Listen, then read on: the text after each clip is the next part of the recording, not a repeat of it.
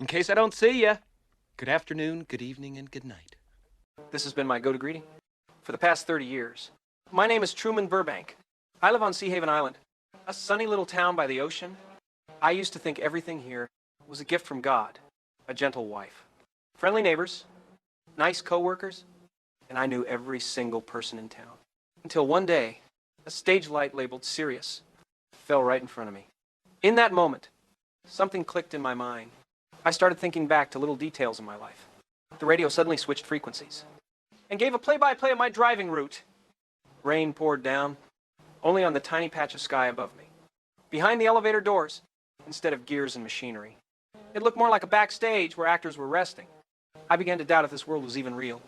The craziest thing was, I ran into my father, who had supposedly drowned years ago. His wrinkles matched perfectly with a photo I had kept, but strangers roughly dragged him onto a bus, like they were clearing away a prop. I remembered what my first love once told me, that all of this was fake.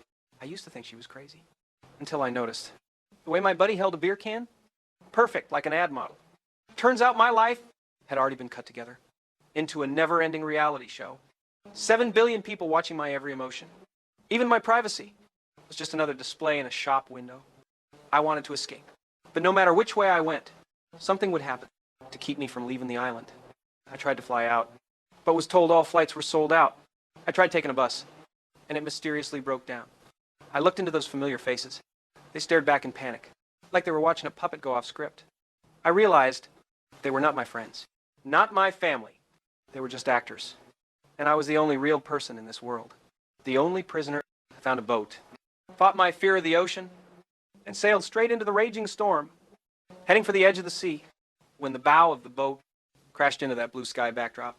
When I touched the cracks behind the fake world, I smelled the rotting scent of freedom. A voice from the sky told me, the outside world is just as fake. Stay here, and you will always be the star. But what I want is not applause from an audience, but the real sting of a scraped knee, an unplanned sunset, even the right to be sad. In case I don't see ya, good afternoon, good evening, and good night. I've been saying this line for 30 years, and today I can finally add the rest of it. I hope you all get to find the truth. They love Truman, but none of them dare to be Truman, and I would rather be lost in a real world than be a king in a perfect lie.